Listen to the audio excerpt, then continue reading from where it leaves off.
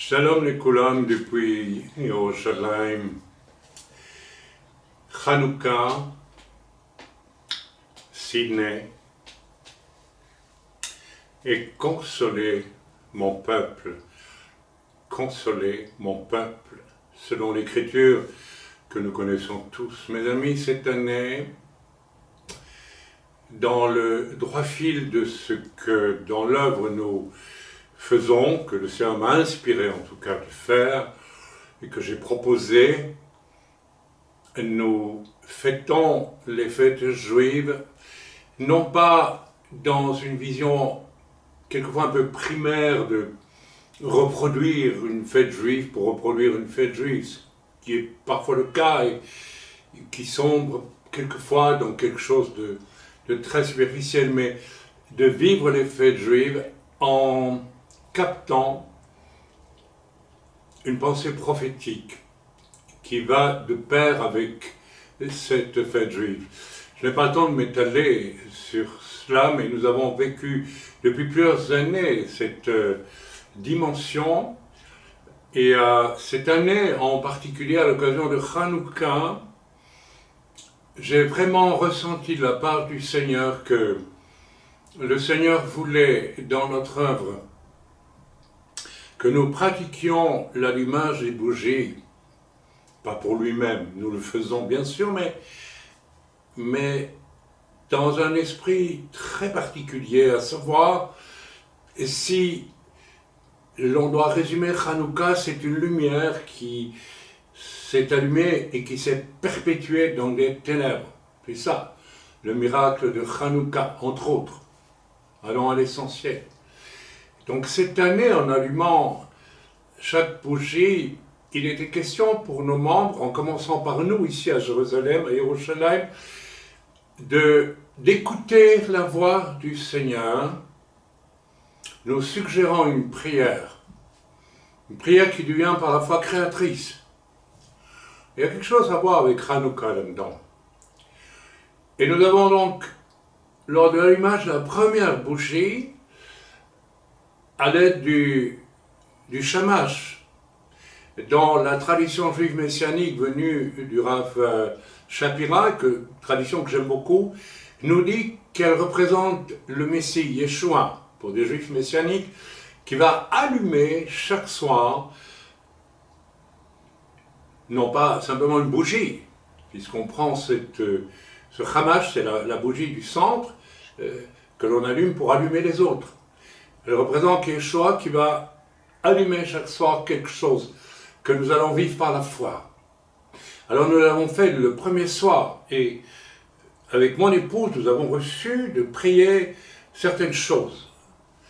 Et nous ne dirons pas lesquelles. Et chaque membre dans l'œuvre a agi de même. C'était extraordinaire parce que tout a bien démarré et nous avons vu des résultats fulgurants. Je vais y venir dans quelques instants, mais le jour de l'allumage de la deuxième bougie, il y a eu, n'est-ce pas, quelque chose de terrifiant qui s'est passé, c'est Sydney. Et à partir de ce moment-là, nous ressentons quelque chose d'une opposition extraordinaire à notre démarche de Hanouka, toute spirituelle. Donc nous avons, et ce n'est pas un hasard, il règne absolument ici en Israël une atmosphère terrible en ces jours de Hanouka. Je vais y venir. Nous avons donc dans un élan prophétique. Le prophétique est terriblement absent aujourd'hui dans les milieux évangéliques, dans les milieux juifs messianiques. Peut-être je mets un bémol pour le Rav Shapira et le Rav Schneider, qui semblent être habités d'une vision plus virile de la lecture des choses, des événements, de la Torah, non pas juste pour l'énoncer et la répéter, mais pour lui donner un sens prophétique. On va pas s'étaler sur la question, ce n'est pas le but de ce message. Donc cette année, nous avons dans un élan prophétique lié cette année la lumière de Hanouka, n'est-ce pas? Lumière qui luit dans les ténèbres et qui est miraculeuse. Vous connaissez l'histoire. À une autre fête qui s'appelle Shavuot et qu'on appelle dans le christianisme la Pentecôte. Pourquoi nous l'avons liée? Bien parce que il y a pour moi un lien de sens. Et c'est une autre fête de lumière, la Pentecôte, puisque des langues de feu sont descendues sur les disciples réunis à Jérusalem et qui attendaient quelque chose. Depuis 40 jours à peu près, 40 50, me dit mon épouse, oui, j'ai besoin de mon épouse. À mon âge, on commence à avoir des trous de mémoire. Merci à ma chérie. 50 jours, qui n'est pas vraiment, on ne peut pas appeler de ténèbres, mais au fond d'attente, d'ignorance de ce qui allait survenir. Yeshua leur avait dit d'attendre et qu'il leur enverrait le roi HaKodesh, mais en attendant, ils étaient dans une espèce, non pas de ténèbres, mais d'attente. Il y a quelque chose de l'attente d'une visitation de feu et de lumière, exactement comme dans Hanouka. Je fais un lien, je me permets de faire un lien. Et ce fut Pentecôte, Shavuot, et le début d'une visitation de l'esprit et de la lumière qui dure encore et encore et est semblable quelque part à une relation, je trouve, avec le miracle de Hanouka. Il y a une passerelle de sens, je n'ai pas le temps de creuser ici, mais qui me paraît, en tout cas l'Esprit de Dieu m'a demandé de le considérer. Parce que pour pouvoir prier avec foi en allumant chaque bougie et entendre dans l'Esprit une proposition de quelque chose à prier de la part de l'Éternel, il faut l'Esprit. Et ainsi ai-je prophétiquement invité alors tous nos membres ici à Jérusalem et ailleurs en Europe et au-delà même, n'est-ce pas, puisque voilà, il y a des gens qui nous suivent depuis les États-Unis, enfin bref, d'autres contrées du monde, n'est-ce pas, d'allumer chaque soir une bougie de Hanouka, non en mode religieux de premier degré, c'est faisable comme cela, mais en essayant, n'est-ce pas, de le faire dans un mode de foi et sous la paternité inspirante, je dis bien la paternité inspirante du roi HaKodesh. Vous savez, on a débattu si longtemps de Père, Fils, Esprit. Ils sont echad, et je pense que le Saint-Esprit peut avoir quelque chose de paternel, comme les trois sont un. Passons. Et chacun a donc pu prier et proclamer un miracle lumineux chaque soir. Et vous savez quoi? La bonne nouvelle, cela fonctionne. N'est-ce pas? En écoutant la pensée du Seigneur, bien sûr, et pas en écoutant les rêveries possibles de ses imaginations. Nous avons travaillé d'arrache-pied, j'ai travaillé d'arrache-pied auprès de nos membres depuis presque 1 an et demi maintenant, 2 ans, pour vraiment aider ceux qui confondaient leurs imaginations avec la voix du Saint-Esprit. Ça existe malheureusement, et heureusement ils sont sortis de ce piège, et il y a parmi nous, en tout cas, des personnes qui sont maintenant aptes à entendre la voix de l'Esprit. C'est un minimum si l'on veut avancer. Alors, j'en ai des témoignages, il y a eu des miracles. Par exemple, une personne a reçu de Dieu, une sœur a reçu de demander le don de guérison. Je ne sais pas si c'est le don de miracle, mais le don de guérison. Alors voilà, donc, et elle a reçu, et le jour même elle l'a exercé, et il y a eu une guérison immédiate. Une autre sœur, assez bouillante, et assez jeune aussi, mais bouillante, a reçu de Dieu demandé le don d'interprétation des langues. Et figurez-vous qu'elle l'a reçu, quelqu'un a pris en langue et elle a reçu l'interprétation. Et il y a eu ainsi toutes sortes de demandes qui ont été faites à lors de chaque allumage de bougie jusqu'à présent, n'est-ce pas, avec des choses proposées par le Seigneur, absolument bouleversantes. Ainsi a-t-il été reçu, par exemple, de réclamer le retour à la foi de rétrogrades anciens. On ne s'attendait pas du tout à cela. Et puis Dieu nous a dit, si, croyez au miracle, voilà.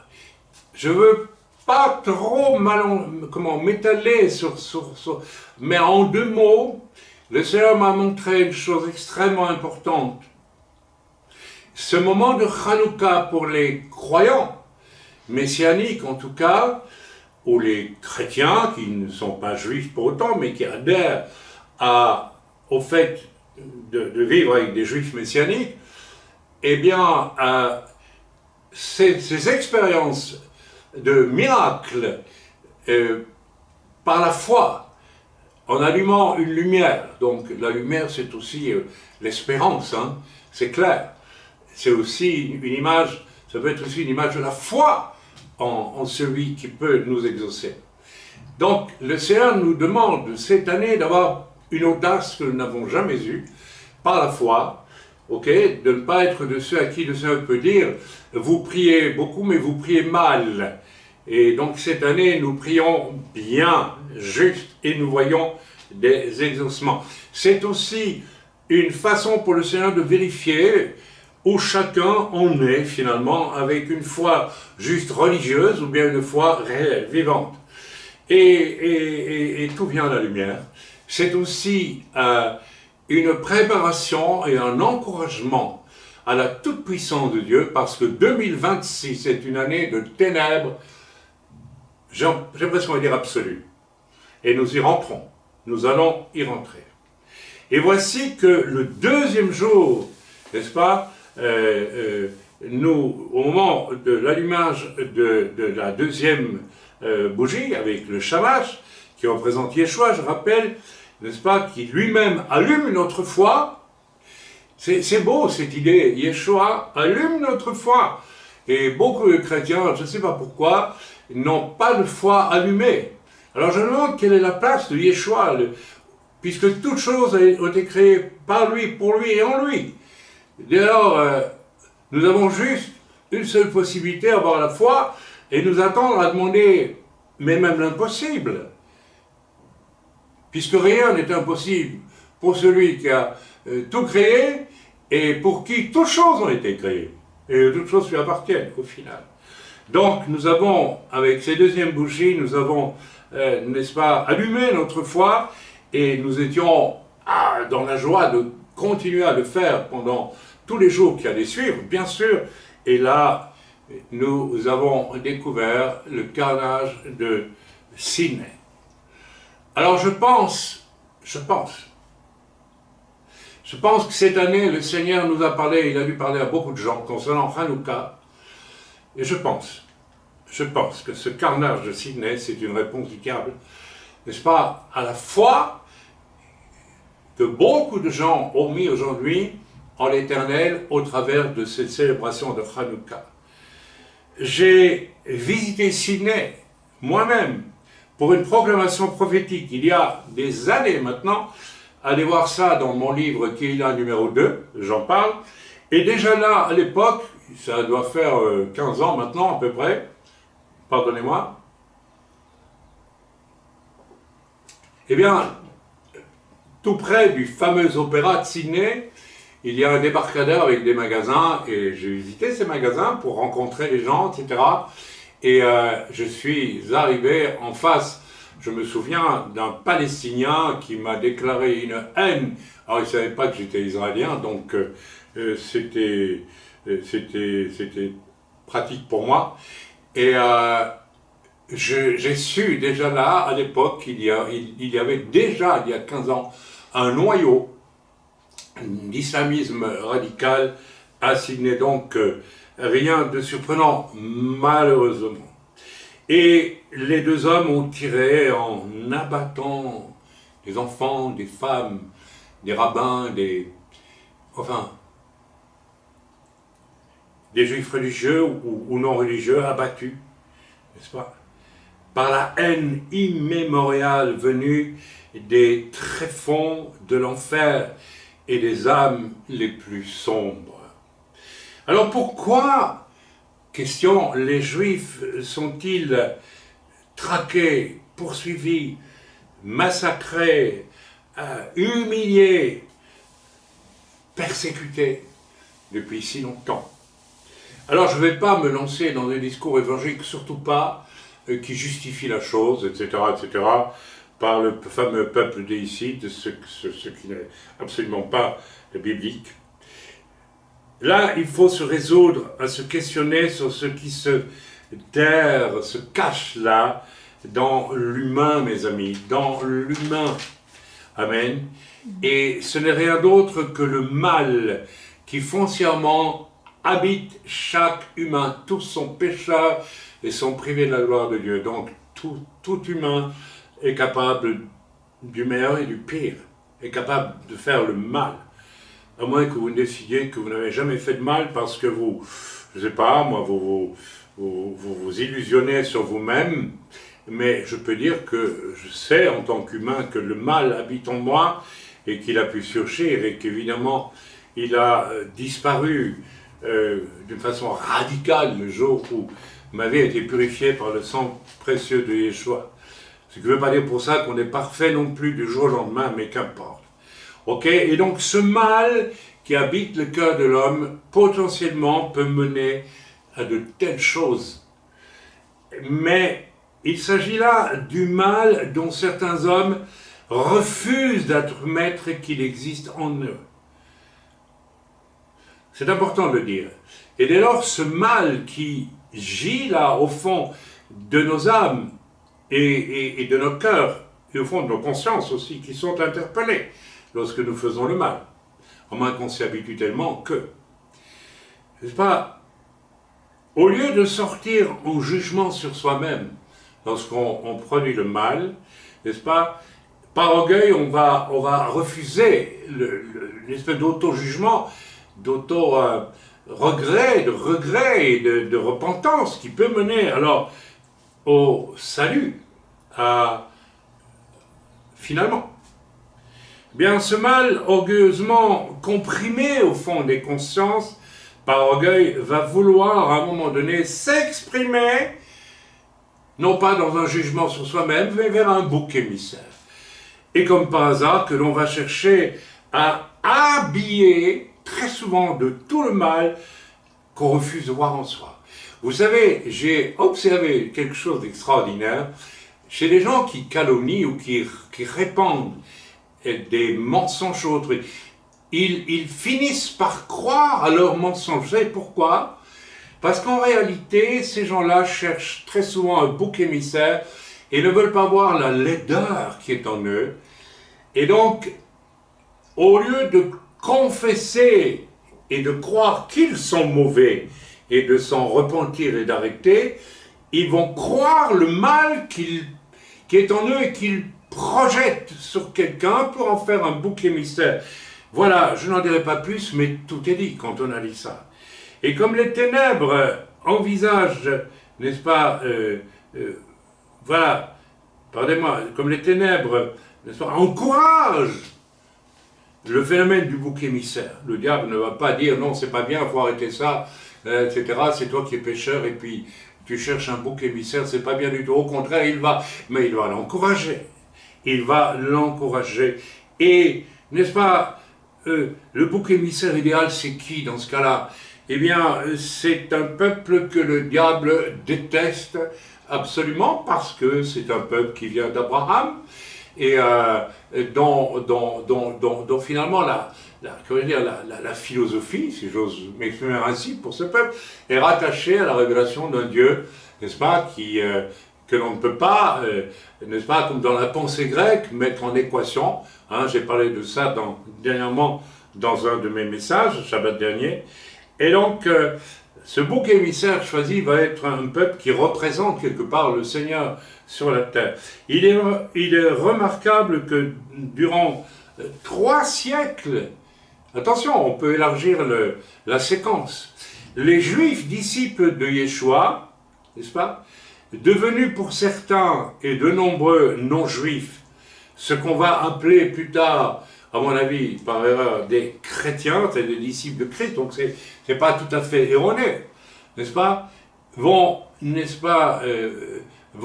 subir eux aussi, comme par hasard, le rôle du bouc émissaire, et il faut le dire, pendant 3 siècles, les premiers disciples de Yeshua, pensons à Jacques qui s'est fait assassiner ici à Jérusalem très tôt, et puis ça a continué. Tous les apôtres sont morts, tués d'une façon ou d'une autre.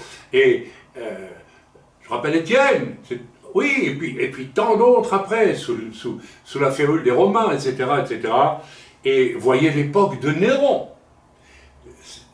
Il y a, mes amis, donc, le peuple juif et ce qui découle. Vous savez, c'est pas un hasard si, il faut le dire, certains musulmans extrémistes vous disent le samedi, on va s'occuper des juifs, c'est ça, mais le dimanche, on s'occupera des chrétiens, parce que ils ont fait le lien entre les deux et il faut que les deux disparaissent. Ok, mes amis, il y a plus de 30 ans, prophétiquement, j'ai annoncé ce qui survient aujourd'hui. Si vous retournez dans mes lettres de Noël de l'époque, et j'ai eu très peu de réponses à cela, j'ai prévenu, j'ai dit, le pire va revenir pour les Juifs.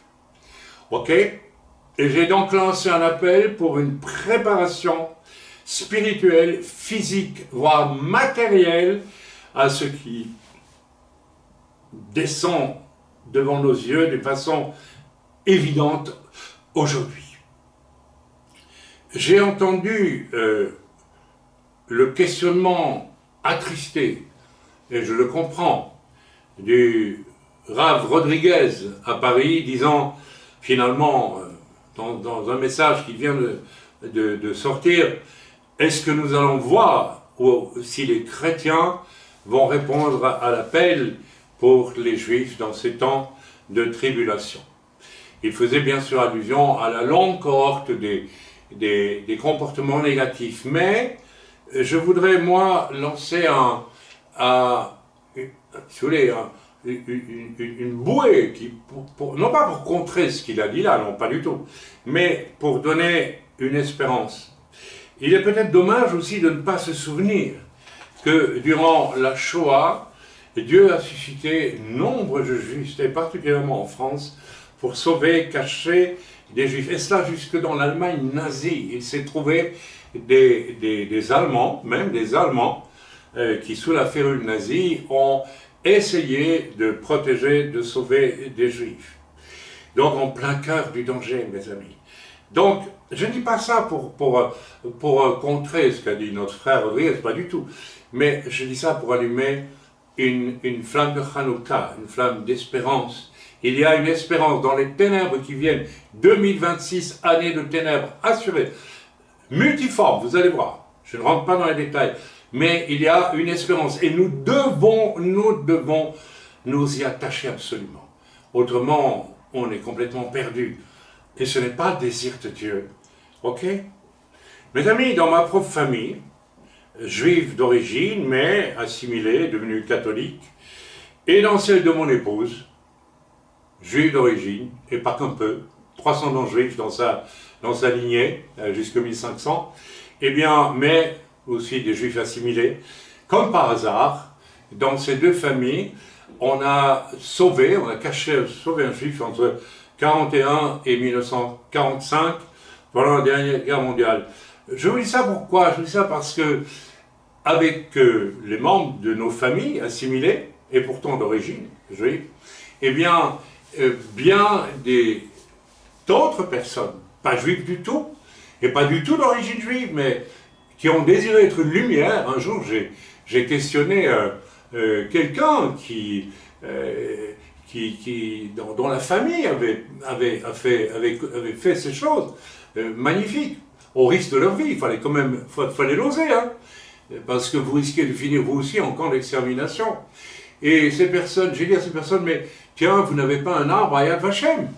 Et la personne m'a dit, écoute, on n'a pas besoin de reconnaissance. On a fait ça parce que c'était un devoir et nous devions le faire. Alors, vous voyez, il y a quand même des lumières. Alors, que dire au final, mes amis? Continuons cette année à célébrer notre fête de Hanouka, mais sans baisser la tête, sans accepter le joug de la défaite. Mes amis, depuis que Sydney, ce qui s'est passé à Sydney s'est passé, je ressens pour ma part un combat horrible, jour et nuit. Je n'ai jamais si mal dormi, je n'ai jamais fait autant de cauchemars, je n'ai jamais ressenti, même ici à Jérusalem, une telle oppression, mais pourtant, j'ai décidé que je vais continuer à allumer les bougies de Hanouka et me mettre dans la même disposition de foi tous les soirs, malgré l'oppression, malgré l'opposition de l'ennemi, malgré les ténèbres qui voudraient que l'on n'allumât pas la fiole miraculeuse de Hanouka. Malgré cela, nous allons aller jusqu'au bout. Et tout cela parce que nous voulons affirmer que la lumière luira si on la laisse briller. Il faut la faire briller. Il ne faut pas seulement se dire c'est horrible ce qui est en train d'arriver.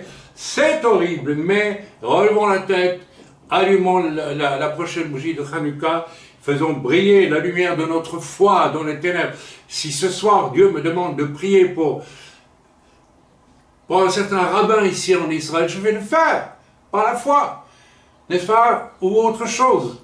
Je le ferai parce que je veux que la lumière de l'Esprit transcende les ténèbres de ce temps et de l'année 2026 qui vient. Et au final, sachons une chose, c'est que la lumière absolue du Mashiach, n'est-ce pas, revenant bientôt, va, n'est-ce pas, faire en sorte que les ténèbres seront non seulement éclairées, mais détruites. N'est-ce pas? Je pourrais vous citer une écriture qui parle de ça très clairement dans les prophètes, mais je n'ai pas le temps. Voilà, mes amis, je voudrais terminer par un court témoignage pour montrer que la lumière du salut, la lumière du secours de Dieu est toujours présente, mais c'est nous qui, très souvent, nous soumettons aux circonstances, au lieu, malgré les ténèbres, malgré les difficultés. Là, je suis en train de vous parler avec un mal de tête terrible, avec un manque de sommeil terrible, avec un stress terrible, parce que ce que nous vivons ici à Jérusalem n'est pas drôle du tout. Nous sommes sortis hier et nous avons vécu une journée, mais pourrie, mes amis. Je n'ai jamais, de toute ma vie, ma femme et moi, nous n'avons jamais vécu une journée plus pourrie que ça. Des aberrations de conduction, de conducteurs de voitures, des comportements de toutes sortes, complètement aberrants, qui démontrent que notre peuple est traumatisé et malade psychiquement. Oui, priez, consolez mon peuple, dit le Seigneur, depuis le 7 octobre, n'est-ce pas, qui a été un rappel que la Shoah, qui s'est déroulée il y a 70 ans et un peu plus maintenant, je pense, eh bien, est toujours possible. Et vous n'imaginez pas le travail négatif que ça fait dans les cœurs ici. Si on ajoute à ça la guerre de Gaza qui a duré 2 ans, qui a engendré une haine internationale à l'égard d'Israël, tout le monde le ressent ici. Et tout le monde est dans l'angoisse, que va-t-il survenir? Eh bien moi je déclare que dans ces ténèbres qui grandissent et qui vont encore grandir, il y a une lumière, il y a toujours une lumière. Alors hier, une journée pourrie, mais pourrie, j'étais dans un état en rentrant ici, et nous avions garé notre voiture, n'est-ce pas, à Mamila, pour ceux qui connaissent Jérusalem, pour aller au ministère de l'Intérieur pour une affaire de papier. Et là, c'était... Enfin bon, je passe les détails. Bref, et nous revenons en fin de journée pour récupérer notre voiture. J'étais dans un état, j'étais mal. Vraiment mal. Je ne vais pas vous expliquer toute la journée. Et là, la machine avec laquelle on devait payer notre parking ne fonctionnait pas. Et dès lors, nous téléphonons, n'est-ce pas, je sais pas, il y a un bouton, vous poussez sur le bouton et on vous parle, il dit, écoutez, ça marche pas, qu'est-ce qu'on fait? Et il vous dit, écoutez, voilà, scannez le truc et puis vous payez par monnaie, vous ne pouvez plus rentrer des billets. La machine est en panne. Alors je vais fouiller dans mes poches, ma femme aussi, on sort nos 25 shekels, je ne sais plus combien, et puis voilà qu'il me manquait. Les dernières pièces de shekel que je mets sont des pièces de 1 shekel et elles tombent toutes, elles sont refusées par la machine et je n'en ai plus. Et derrière moi, il y a un jeune homme, un grand, beau garçon, à peine 20 ans, qui se précipite et qui me met 1 shekel. J'ai dit, c'est qui lui? Qu'est-ce qu'il fait? Bon, c'est pas courant, hein?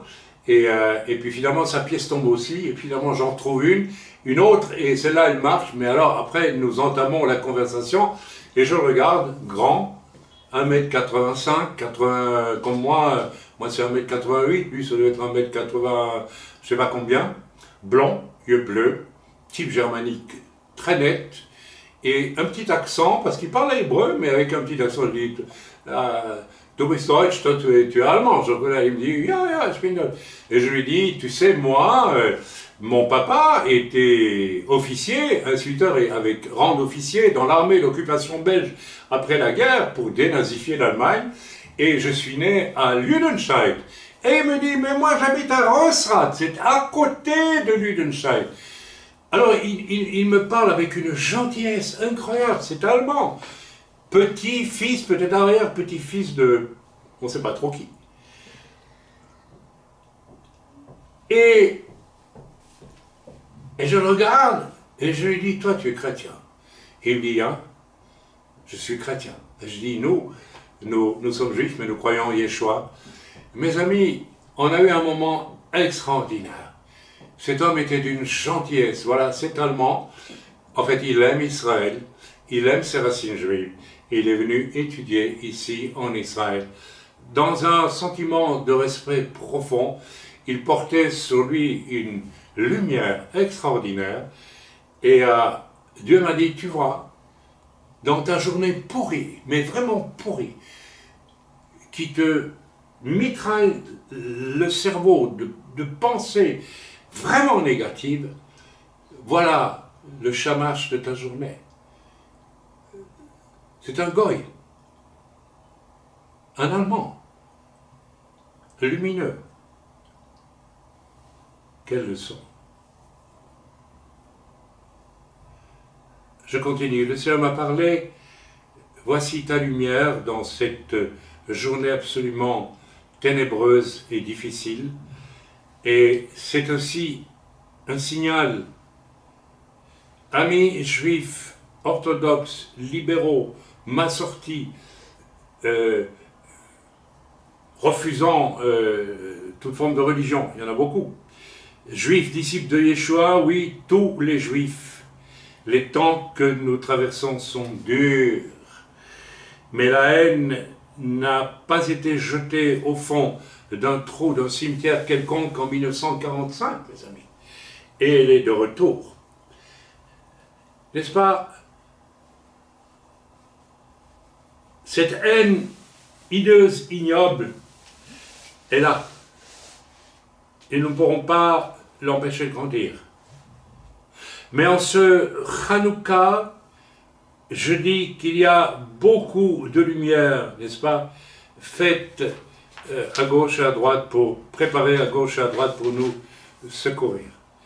Je l'ai dit, il y a déjà 25 ans, j'ai prévenu, et je n'en dirai pas plus, sur le fait qu'il fallait préparer l'accueil des Juifs dans les temps terribles qui viendraient. Nous y sommes. Alors que tous ceux qui ont entendu l'appel de Dieu il y a peut-être 25 ans, il y a 10 ans, il y a 7 ans, que sais-je, qu'importe, il y a 6 mois, eh bien soyez prêts. Et je dirais à tous nos amis juifs, quels qu'ils soient, de quelque obédience, etc., ayez foi, criez à Dieu et soyez aussi curieux de ce que Dieu va faire. Parce que Dieu a prévu une lumière pour chacun, une lumière de Hanouka, de secours, peut-être à travers des gens remplis du roi HaKodesh, qui est une autre lumière, qui est un autre feu, mais c'est la même chose, au final. Souvenez-vous, s'il vous plaît, souvenez-vous de ces choses.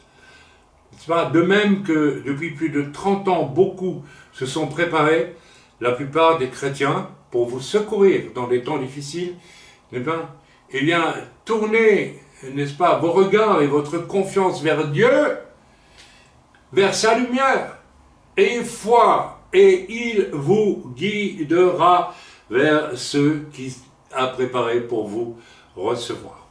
Mes amis, c'est mon message suite à ce qui s'est passé à Sydney. Je ne veux pas baisser la tête, je ne veux pas accepter que le diable essaye, en réponse de la manière dont nous avons accepté de concevoir Hanouka cette année, laisser le diable amener des ténèbres pour m'empêcher, pour me tourmenter et m'empêcher même de dormir. Non, je vais allumer par la foi les bougies qui restent, mais je vais surtout allumer par la foi.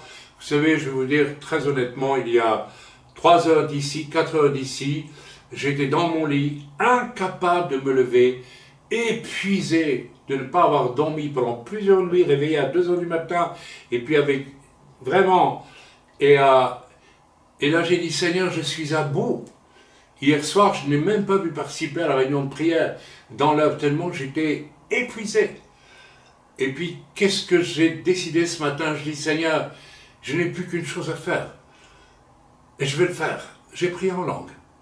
J'ai prié en langue. Et j'ai prié en langue. Et tout de suite, presque tout de suite, tout s'est apaisé. Pas complètement. Je sens que c'est encore là. Que ces ténèbres qui veulent me tourmenter, qui veulent m'étouffer. Et oui, nous sommes dans Hanouka. Ces ténèbres-là, et ces ténèbres ont beaucoup de figures, je ne vais pas les développer toutes. C'est la pensée grecque de l'Église, etc. Mais c'est bien d'autres choses. Alléluia. Je m'adresse ici à tous mes frères juifs. S'il vous plaît, tournez vos regards vers Dieu. Attendez-vous au secours de l'Éternel. Ça fait commencer. Le pire est devant nous en 2026. Et je ne sais pas 2027, mais le pire est devant nous. 2026, année de grandes ténèbres, mais aussi d'oasis, de secours. Ayez la foi, mes frères, n'est-ce pas? Ayez la foi dans, n'est-ce pas, dans la confiance, n'est-ce pas, dans la confiance en celui qui sait tout, qui voit tout, et qui au final gère tout. Si nous n'avons pas confiance en lui, nous l'empêchons de gérer. Vous savez, si on lit les histoires de Juifs qui ont échappé pendant la Shoah, il y avait en eux un désir de vivre tellement puissant. Il y avait une forme de foi. Et si on lit aussi l'histoire de non-juifs qui ont été dans des camps de concentration, tous ceux qui s'en sont tirés, comme on dit, étaient des gens qui avaient la foi. Et ceux qui n'avaient aucune foi, la plupart du temps, ils sont morts. Alors, mes amis, Hanouka, cette année, on choisit la vie ou on subit l'atmosphère de mort? Choisissons la vie, que nous soyons juifs ou pas juifs. Prenons la place que Dieu nous a assignée et assumons-la avec courage et avec foi à partir de ce... Et puis voilà, n'est-ce pas, la fin de l'année va être terrible en termes de pratiques démoniaques de toutes sortes, Noël et tout cela, avec tout son arrière-plan et le satanisme qui va s'étaler d'une façon extraordinaire pour, j'allais dire sanctifier, non, pour diaboliser à fond la fin de l'année et le début de celle qui va venir. Mais nous avons la foi. Chak, Hanouka, Sameach, les Koulam. Soyez bénis. Amen.